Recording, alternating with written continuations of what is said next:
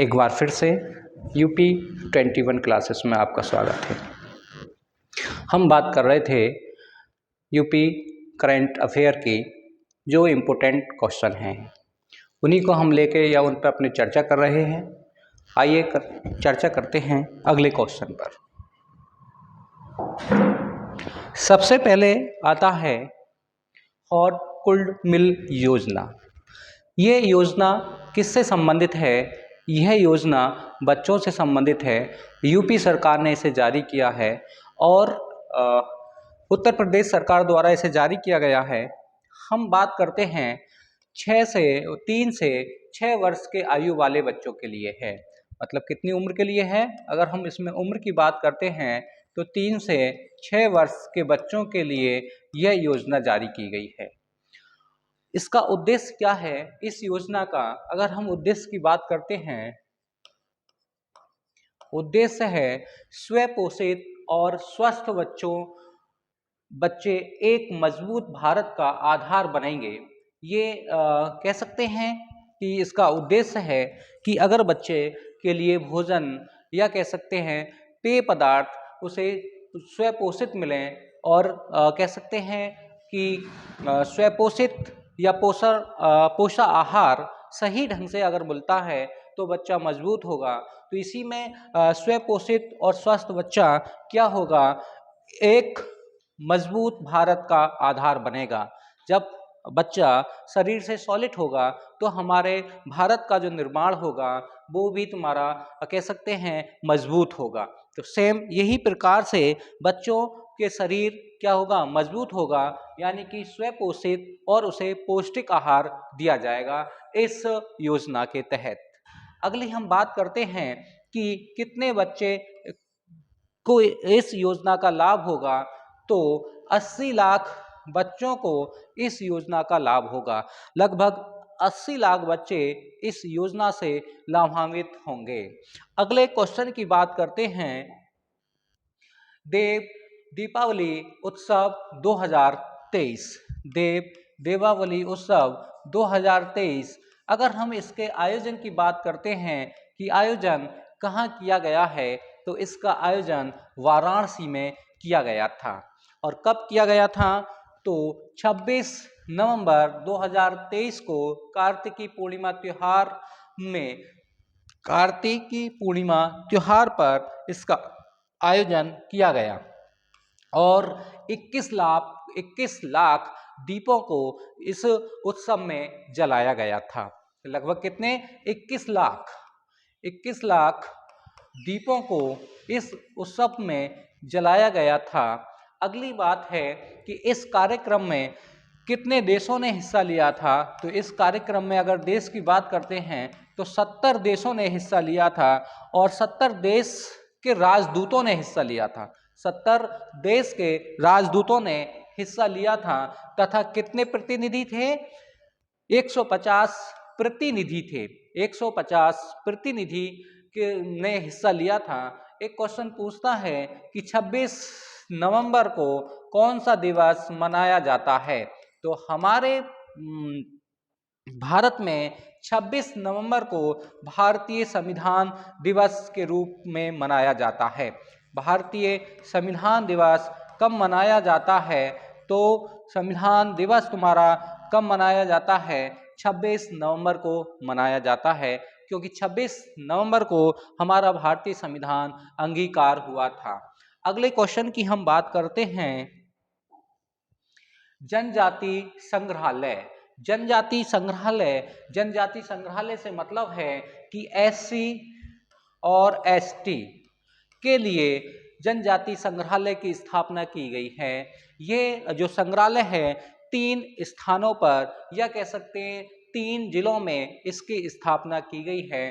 तो देखो नंबर 1 पे है तुम्हारा अतरौला पांडे गांव में, और ये कहाँ है? मिर्जापुर। पहले नंबर पर अतरौला पांडे गांव में मिर्जापुर में। दूसरा है रावटगंज सोनभद्र में, और फिर तीसरा है तुम्हारा नौतनवा महाराजगंज में। ये जनजाति संग्रहालय स्थापित किया गया है। अगर हम बात करते हैं कि इसकी लागत कितनी है, तो इसकी लागत है 15 करोड़ रुपया। 15 करोड़ रुपया में जनजाति संग्रहालय की स्थापना की जाएगी। और ये किसके लिए है? ये अनुसूचित जाति जनजाति के लिए के लिए बनाया गया है। अगर हम बात करते हैं अगले क्वेश्चन की, तो अगला क्वेश्चन देखते हैं। इंट्रा डिस्ट्रिक्ट हेलीकॉप्टर सेवा कहाँ शुरू किया गया? ये जो परियोजना है कहाँ शुरू की गई है? तो सबसे पहली बार उत्तर प्रदेश में शुरू की गई है। सबसे पहली बार अगर हम बात करते हैं तो कहाँ की गई है? उत्तर प्रदेश में की गई है। इसका उद्घाटन किसने किया है? तो माननीय मुख्यमंत्री आदित्य योगी नाथ द्वारा इसका उद्घाटन किया गया है। अगर हम बात करते हैं कि कहाँ से कहाँ तक इस कह सकते हैं सेवा को शुरू किया गया है, तो वटेश्वर आगरा से गोवर्धन मथुरा के बीच में इस योजना की शुरुआत की गई है या इस सेवा की शुरुआत की गई है। ये निजी कंपनी द्वारा और पीपी मॉडल पर आधारित होगा। अगर हम बात करें ये किस कंपनी के, मैं कहने का मतलब है उत्तराखंड की एक प्राइवेट कंपनी या निजी कंपनी है, ये इसने इसकी शुरुआत की है। और कौन सा मॉडल अपनाया उसने? पीपी मॉडल अपनाया है। बात करते हैं अगले क्वेश्चन की, तो अगला क्वेश्चन है सोहागीवरा वन्य जीव अभयारण्य। ये अभयारण्य कहाँ है? तो ये महाराजगंज में या महाराजगंज जिले में स्थित है। और हाँ, ये चर्चा में क्यों रहा है? देखो, चर्चा में ये क्यों रहा? क्योंकि मुख्यमंत्री आदित्य योगी नाथ ने पुरातात्विक खनन करने के लिए इसे निर्देश दिया गया है। कहने का मतलब है इसमें पुरातात्विक साक्ष्यों को जुटाने के लिए इस अभयारण्य की खुदाई के आदेश दिया है सीएम आदित्य योगी नाथ जी ने, इसलिए ये चर्चा में रहा था। अगर हम बात करते हैं कि इसे वन्य जीव अभयारण्य कब घोषित किया गया था, तो इसे घोषित किया गया है 1987 में इसे घोषित किया गया था। 1987 में वन्य जीव अभयारण्य इसे घोषित किया गया। और इसमें किस प्रकार की वनस्पति पाई जाती है? तो इसमें पर्णपाती प्रकार की वनस्पति पाई जाती है। और इसमें कौन कौन सी नदियां बहती हैं? तो बड़ी गंडक, छोटी गंडक, पायस और रोहिणी आदि नदियां इस अभयारण्य से इस अभयारण्य में या इस अभयारण्य से होकर बहती हैं। अगले क्वेश्चन की हम बात करते हैं। अगला क्वेश्चन है पेनगेस्ट स्कीम। पेनगेस्ट स्कीम की अगर हम बात करें तो इसे कहाँ, इस योजना को कहाँ शुरू किया गया है? तो सबसे पहले है कि जारीकर्ता क्या है? उत्तर प्रदेश सरकार द्वारा इसे जारी किया गया है। पेनगेस्ट स्कीम अगर हम बात करें कि किस विभाग द्वारा शुरू किया गया है, तो राज्य पर्यटन विभाग द्वारा अयोध्या में शुरू किया गया है। और अयोध्या परियोजना के तहत, ये नव अयोध्या परियोजना के तहत, नव अयोध्या परियोजना के तहत इस स्कीम को शुरू किया गया है, पेनगेस्ट को। अगर हम बात करते हैं कि इस योजना के तहत क्या होगा अयोध्या में, तो देखो, अयोध्या में लगभग 1000 घरों को पंजीकृत किया जाएगा। कितने घरों को? लगभग 1000 घरों को पंजीकृत किया जाएगा, जिसमें कि यात्री और श्रद्धालुओं को ठहरने के लिए प्रतिदिन प्रति कमरा, मतलब एक दिन ठहरने के लिए कमरे का जो किराया होगा एक दिन का, वो 1500 रुपये से और 2000 रुपये के बीच में होगा।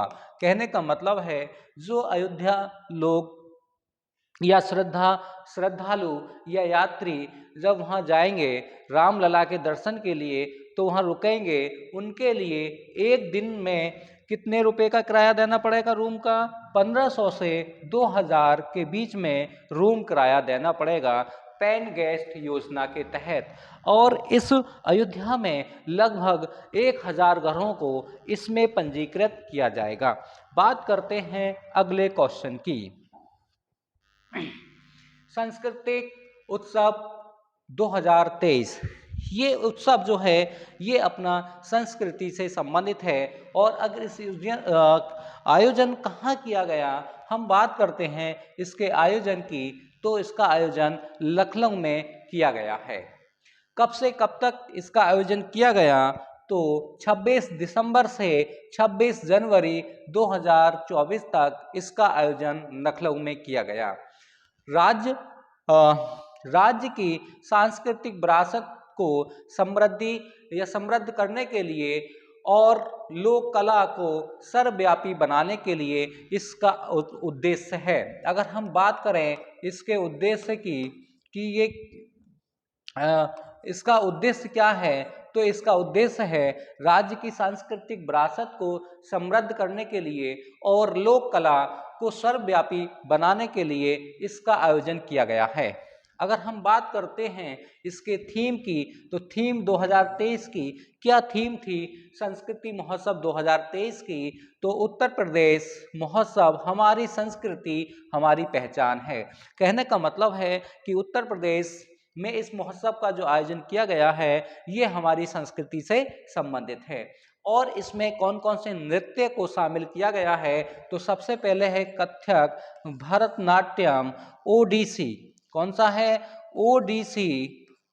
ओडिसी ओडिसी मोहिनीअट्टम शास्त्रीय नृत्यों से संबंधित है और इसमें इनकी प्रतियोगिताएं भी कराई गई हैं। तो कहने का मतलब है कि सांस्कृतिक उत्सव 2023 का आयोजन कहाँ किया गया, तो लखनऊ में किया गया है। अगले क्वेश्चन की हम बात करते हैं। अगला क्वेश्चन है हनुमानगढ़ी लड्डू। हनुमानगढ़ी लड्डू कहाँ से संबंधित है, तो ये अयोध्या से संबंधित है। हनुमानगढ़ी लड्डू अयोध्या से संबंधित है। और इस क्यों ये चर्चा में रहा है, तो इसे जीआई टैग प्रदान किया गया है। हनुमानगढ़ी लड्डू अयोध्या के को जीआई टैग प्रदान किया गया है। और ये किस लिए इसे क्यों बनाया जाता है, तो देखो हनुमानगढ़ी लड्डू गढ़ी मंदिर में भगवान हनुमान के भोग के लिए बेसन और देसी घी से तैयार किया जाता है। बेसन और देसी घी से तैयार किया जाता है। तो इसे 2024 में इसे जीआई टैग प्रदान किया गया है हनुमानगढ़ी लड्डू को, जो अयोध्या से संबंधित है। ठीक है, इसके साथ ये क्वेश्चन समाप्त होते हैं। पुनः हम कल आपको मिलेंगे। Thank you.